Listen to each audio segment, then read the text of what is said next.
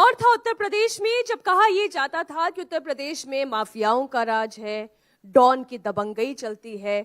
और अब उत्तर प्रदेश वो दौर भी देख रहा है जब राम मंदिर की प्राण प्रतिष्ठा हो रही है, उत्तर प्रदेश में बाबा का बुलडोजर चल रहा है, माफिया खत्म हो गए हैं और डॉन की दबंगई भी समाप्त हो गई है। ऐसे में 2024 में 80 सीटों पर 80% की कैसी है तैयारी? हमारे साथ चर्चा करने के लिए बेहद खास मेहमान इस मंच पर मौजूद हैं। हमारे साथ उत्तर प्रदेश सरकार में समाज कल्याण राज्य मंत्री असीम अरुण जी हैं। बहुत स्वागत असीम जी आपका। बहुत बहुत धन्यवाद। असीम जी, आपने तो खाकी से लेकर खादी तक का सफर तय किया है, इसलिए पहले खाकी के दौर की लॉ एंड ऑर्डर की स्थिति आप जरा याद करें और अब खादी के दौर की लॉ एंड ऑर्डर की स्थिति आप बताएं, क्या परिवर्तन है? मैं जरूर बताऊंगा, लेकिन ये स्थिति तो सबके सामने है और उत्तर प्रदेश का हर नागरिक इसका अनुभव करता है। पिछली सरकारों में कानून व्यवस्था की जो स्थिति थी उसका परिणाम ये था कि फिरौती के लिए अपहरण होते थे, मर्डर होते थे, बच्चियों के साथ छेड़खानी होती थी। जो लोग उद्योग लगाने की इच्छा अगर यूपी में रखते भी थे, वो आकर के जब एक सर्वे करते थे, ड्यू डिलिजेंस करते थे, तो वो चले जाते थे, क्योंकि जान है तो जहान है, ऐसी स्थिति होती थी। योगी जी ने इस चीज को समझा बखूबी और उन्होंने मुख्यमंत्री बनते ही सबसे पहले लॉ एंड ऑर्डर को ठीक करने का काम किया। क्योंकि वैसे भी अगर देखें तो राज्य का सबसे महत्वपूर्ण दायित्व है लोगों की रक्षा करना, और उसको उन्होंने अपने निर्णय से भी, अपनी ताकत से भी पूरा किया। लेकिन साथ साथ पुलिस को जो संसाधन चाहिए, जो फोर्स चाहिए, जो कानून चाहिए, वो भी दिया। परिणाम हमारे सामने। आप यहीं लखनऊ में देखिए, रात को आपको 9 बजे, 10 बजे, 11 बजे तक बच्चियां अपनी स्कूटी से कोचिंग से वापस जाती हुई दिख जाएंगी या कहीं भी आती। और एक समय था कि उत्तर प्रदेश में अंधेरा होने के बाद में लोग निकलने में डरते थे, आगे नहीं बढ़ते थे। ये एक बहुत बड़ा परिवर्तन हुआ है और उसका परिणाम औद्योगिक विकास, निवेश के रूप में बिल्कुल क्लियर आंकड़ों में हम लोग को दिख रहा है।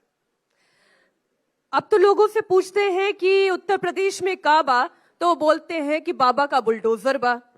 अब वो बुलडोजर भी ऐसा कि बस नाम बताना पड़ता है, पता बताना पड़ता है और बुलडोजर पहुंच जाता है। उत्तर प्रदेश में केवल बुलडोजर ही ना बा, बहुत कुछ बा और बहुत सारा इन्वेस्टमेंट आवत बा। और बड़ा परिवर्तन यह है कि बुलडोजर की बात करें या कानून को लागू करने की बात करें, बुलडोजर तो एक प्रतीक है, लेकिन यहां यह भी कहूंगा इस प्रतीक में कई पहलू हैं। पहला, जहां भी विकास होता है, निर्माण होता है, तो बुलडोजर लगता है, लेकिन जहां पे विनाश की जरूरत है वहां भी बुलडोजर जाता है। लेकिन यह बुलडोजर सबसे बड़ा प्रतीक है योगी जी की इच्छा शक्ति का, राजनीतिक निर्णय क्षमता का।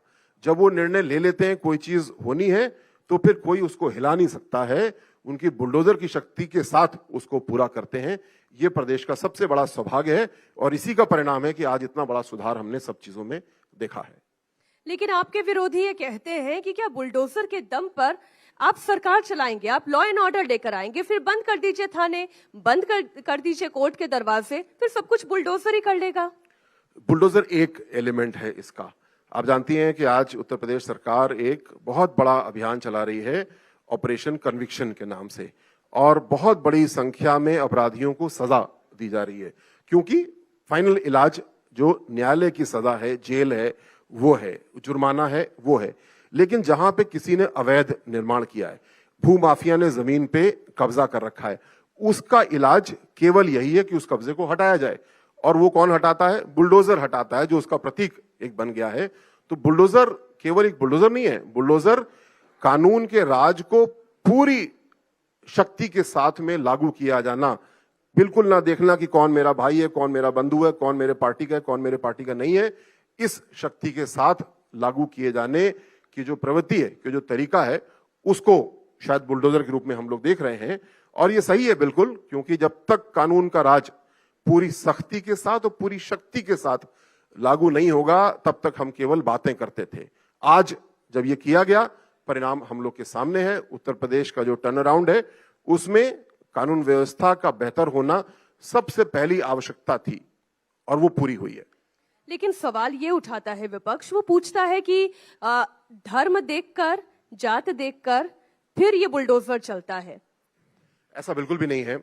और कानून का राज स्थापित करने के लिए सबसे पहली आवश्यकता है कानून के सामने समानता।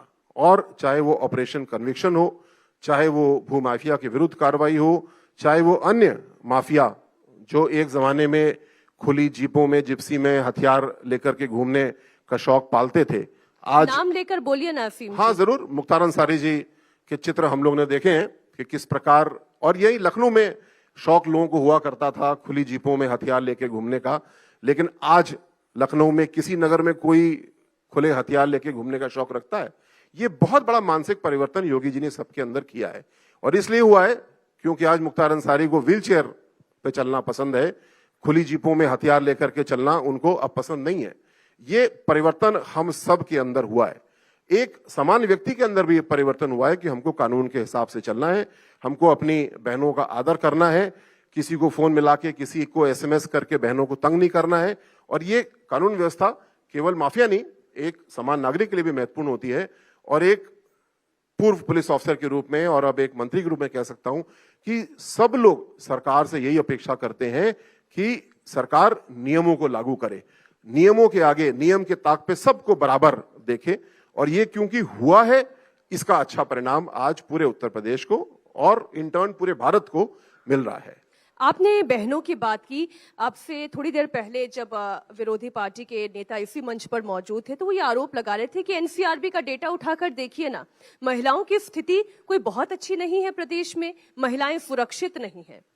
एनसीआरबी का डेटा अगर देखें, क्राइम डेटा, तो क्राइम डेटा को देखने के दो तरीके हैं। एक एब्सोल्यूट फिगर्स, मतलब कि कुल मर्डर उत्तर प्रदेश में कितने हुए और हरियाणा में कितने हुए या सिक्किम में कितने हुए, इनको अगर एक साथ तुलना करेंगे तो हम अच्छा विश्लेषण नहीं कर पाएंगे। इसलिए अपराध की दर, क्राइम रेट से इसका अध्ययन किया जाता है।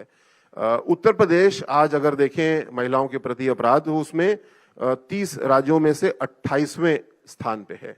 फिरौती के अपहरण की अगर बात करें तो हम 30वें स्थान पे, हमारे यहाँ ना के बराबर किडनैपिंग फॉर रैंसम, फिरौती के लिए अपहरण हुए।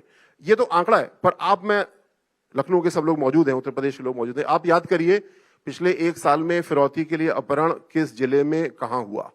किसी को याद आ रहा है? कोई नहीं। जो आंकड़ा है वही रिफ्लेक्शन क्राइम का भी है। हाँ, किसी को अगर कहीं शौक आया, किसी ने दोस्त का अपहरण कर लिया, ऐसी घटनाएं हुई होंगी, लेकिन 24 घंटे के अंदर पुलिस ने उसको वर्कआउट किया, बच्चे को रिकवर किया और पूरी तरीके से कानून के राज को बहाल किया गया। तो जो आंकड़े हैं वो भी बहुत ही फेवरेबल हमारे लिए है। लेकिन सबसे बड़ा आंकड़ा हमारी जमीन पे है, किस प्रकार इन्वेस्टमेंट आ रहा है, किस प्रकार हर व्यक्ति रात को आराम से गांव के रास्तों में भी घूम रहा है। ये सबसे बड़ा आंकड़ा है, सबसे बड़ा प्रमाण है। नहीं घूमेगा तो क्या करेगा? कानून का पालन नहीं करेगा तो क्या करेगा? क्योंकि पुलिस की हिरासत में ही एनकाउंटर हो जाते हैं। इनकाउंटर की बात जो है, पिछली सरकारों में पुलिस के ऊपर जब गोली चलती थी तो पुलिस गोली का जवाब गोली से देने में डरती थी, संकोच करती थी कि कहीं हम ही न फंस जाएं। और योगी जी ने केवल एक ये विश्वास हर पुलिसकर्मी के मन में स्थापित किया कि तुम साहसी हो, वीर हो, अगर तुम्हारे ऊपर कोई गोली चलाए तो तुम अपनी आत्मरक्षा में डरना मत, गोली चलाना, मैं तुम्हारा साथ दूंगा। और यही उत्तर प्रदेश पुलिस ने किया है। आज बहुत ही कभी कभार ऐसा होता है कि पुलिस के ऊपर किसी की गोली चलाने की साहस हो, लेकिन जब ऐसा साहस कोई कर रहा है या दुस्साहस कोई कर रहा है तो पुलिस मुंह से ठाई ठाई की आवाज नहीं निकालती है छुप करके, पुलिस सीधे गोली चलाती है और गोली का जवाब गोली से ही देना चाहिए। ये कानून भी कहता है, लेकिन पिछली सरकारों ने इस चीज को बहुत बिगाड़ा, पुलिस के मनोबल को गिराया। आप देखिए, यही पुलिस, यही थाना, यही कानून, इसने पूरी कानून व्यवस्था को सुधार के रख दिया। तो पहले कोई ना कोई कमी तो हो रही थी और उस कमी को योगी जी ने दूर किया। घटना, क्योंकि आप आईपीएस रहे हैं और आपने तो मायावती, मुलायम सिंह यादव, अखिलेश यादव, तीनों के कार्यकाल में आप आईपीएस की भूमिका में रहे हैं। कोई घटना आपको ऐसी याद आती है, अगर आप नाम लेकर ना कहना चाहें तो भी, लेकिन कोई घटना ऐसी आपको याद आती है कि जिसमें पुलिस काम करना चाहती थी, एक्शन लेना चाहती थी, लेकिन हाथ बंधे हुए थे? ऐसी तो बहुत सारी घटनाएं हैं और अभी हम गूगल करें तो इतनी सारी घटनाएं मिल जाएंगी जिसमें कि प्रमाण स्पष्ट थे और राजनीतिक दबाव के कारण, क्योंकि पुलिस के हाथ पकड़ के रखे गए थे, तो पुलिस उसमें एक्शन नहीं ले पाई। लेकिन कौन सी घटना थी, कहां थी, इसको आज खोदने से केवल विवाद होगा और उस विवाद का कोई फायदा नहीं है। हमको देखना है कि हमको आगे कहां जाना है। जो सफलता हमको मिली है वो इस वजह से मिली है क्योंकि कानून के सामने सबको बराबर देखा गया है, पुलिस को विशेषज्ञ बनाया गया है, काम करने का एक माहौल भी दिया गया है, साथ साथ पुलिस की जवाबदेही भी बहुत ज्यादा बढ़ाई गई है। मीडिया का, सोशल मीडिया का उसमें बहुत बड़ा रोल है पुलिस की जवाबदेही बढ़ाने में, और उसका परिणाम ये कि पुलिस के अपने कार्य भी व्यवस्थित हुए हैं। जवाबदेही बढ़ने से बेहतर रिजल्ट भी हमको मिले और कानून व्यवस्था जहां पे अच्छी हुई तो हम सबको बेहतर लगता है। कुल मिला के मुझे लगता है हर इंसान चाहता है कि एक अनुशासित माहौल हो। लेकिन जो लोग अनुशासन विदेश तो- घूम करके आते हैं उनसे पूछो वहां पे क्या अलग था, तो सबसे पहले बोलते हैं वहां पे सड़क पे ट्रैफिक बड़ा व्यवस्थित चल रहा था, लोग वहां पे फुटपाथ पे भी बड़े सिस्टम से चलते थे। तो मुझे लगता है हम लोग इंसान के रूप में अनुशासन पसंद लोग हैं, एक जनजाति के रूप नहीं, में। लेकिन ऐसा तो नहीं है कि अखिलेश यादव जब मुख्यमंत्री थे वो ये कहते हो कि मुझे अनुशासन नहीं चाहिए, जो हो रहा है होने दो, ऐसा तो वो भी नहीं कहते होंगे।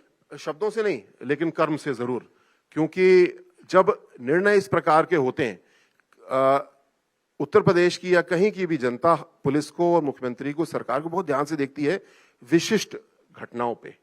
जैसे कि मैं आपको एक बहुत दुखद घटना बताता हूं। कन्नौज से मैं विधायक हूं, मैं वहां का रहने भी वाला हूं। वहां पे एक मेडिकल कॉलेज है, बाबा साहब के नाम पे वो मेडिकल कॉलेज बना, और समाजवादी पार्टी की सरकार 2012 में बनने के बाद गुंडों ने जाकर के उस बोर्ड को तोड़ दिया और उस पे पैर से रौंदा और ऐसे ऐसे कृत्य किए जिनको मैं टीवी पे बोल भी नहीं सकता।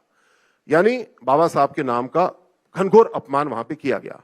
ऐसे में अखिलेश यादव जी से अपेक्षा निश्चित रूप से कन्नौज के लोगों को थी कि उस बोर्ड को वापस लगवाएंगे और उसको ठीक करवाएंगे और ऐसे गुंडों को सजा देंगे। लेकिन अखिलेश यादव जी का परवाना पीछे से आ गया कि इस मेडिकल कॉलेज से डॉक्टर अंबेडकर का नाम काटा जाता है, अब ये केवल राजकीय मेडिकल कॉलेज होगा।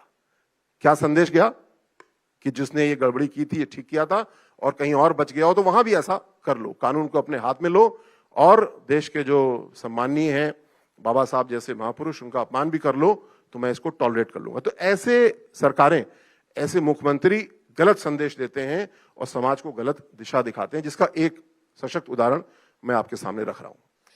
और वही अखिलेश यादव तो ये कहते हैं कि वो देश के प्रधानमंत्री को, एक दलित व्यक्ति को प्रधानमंत्री के रूप में देखना चाहते हैं।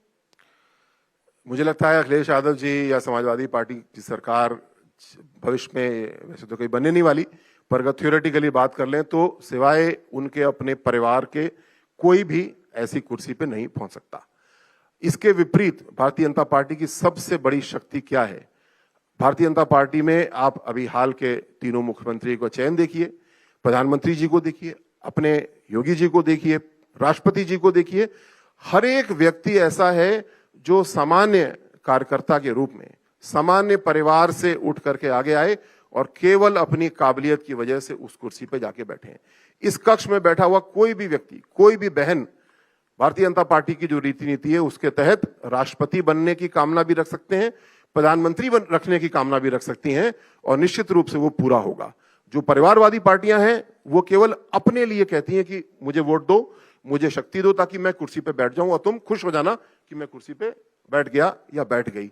ये बहुत बड़ा अंतर है और आज सबके सामने साफ है ये अंतर, और इसी वजह से भारतीय जनता पार्टी को इतना व्यापक समर्थन चुनाव दर चुनाव मिल रहा है। विकास की जो धारा है उसके माध्यम से वो व्यक्त हो रहा है और हम सबके सामने है। क्या आपके सवाल का सीधा जवाब दलित या अनुसूचित जाति का प्रधानमंत्री भारत में हो सकता है या होना चाहिए? निश्चित रूप से होना चाहिए, लेकिन ये भारतीय जनता पार्टी ही है जो इस चीज को एक दिन सत्य करके दिखाएगी, ऐसा मेरा पूरा विश्वास है। लेकिन असीम जी, एक अंतिम प्रश्न, जातिगत जनगणना को लेकर आपकी पार्टी का स्टैंड क्या है? जातिगत जनगणना का जहां तक विषय है ये एक कॉम्प्लेक्स विषय है। इसके ऊपर सर्वेक्षण भी किए गए हैं और सर्वेक्षण के जरिए जो परिणाम आए हैं वो नीतियां बनाने के लिए पर्याप्त हैं। अब इसमें और गहनता से अगर जाएं तो बहुत से डिटेल आते हैं कि जनगणना हम कर सकते हैं इस प्रकार, फिर एक क्रीमी लेयर की जनगणना की आवश्यकता भी है अगर इसके आधार पर हम निर्णय लेने वाले हैं कि कितना आरक्षण मिलेगा, कितना आरक्षण नहीं मिलेगा, जो कि जनगणना के जरिए तय करना बहुत कॉम्प्लिकेटेड है, बल्कि लगभग इम्पॉसिबल है करना। तो कोई भी जो नीति बनाई जाती है उसके लिए हमको आंकड़े चाहिए होते हैं। जो आंकड़े चाहिए सरकार को वो उपलब्ध हैं और उसके आधार पर नीतियां बनाई गई हैं। उसके आगे अगर हम गांव-गांव जाकर के, घर-घर जाकर के जातिगत सर्वेक्षण कर रहे हैं तो इसके दुष्परिणाम ही दुष्परिणाम होंगे, इसका सुखद परिणाम नहीं होगा। जो विकास के लिए सबका साथ सबका विकास का जो नारा है वो आज पूरा हो रहा है। हर योजना में, हर नीति में हम देख रहे हैं कि आर्थिक आधार को बेहतर पैमाना माना गया है, जिसके जरिए चाहे वो अनुसूचित जाति हो, जनजाति हो, पिछड़ा वर्ग हो, डिनोटिफाइड ट्राइब हो, हर एक को उसका लाभ मिल रहा है। तो मुझे लगता है जो पार्टी की नीति है मैं उससे 100% सहमत हूं कि इस प्रकार की गहन जनगणना की आवश्यकता नहीं है, सर्वे की आवश्यकता है जो कि किया जा चुका है। आपने सबका साथ और सबका विकास की बात की। अब सबका विश्वास भारतीय जनता पार्टी के साथ 2024 में भी रहता है या नहीं, ये भविष्य बताएगा। बहुत बहुत शुक्रिया हमारे साथ इस मंच पर जुड़ने के लिए असीम अरुण जी। बहुत धन्यवाद।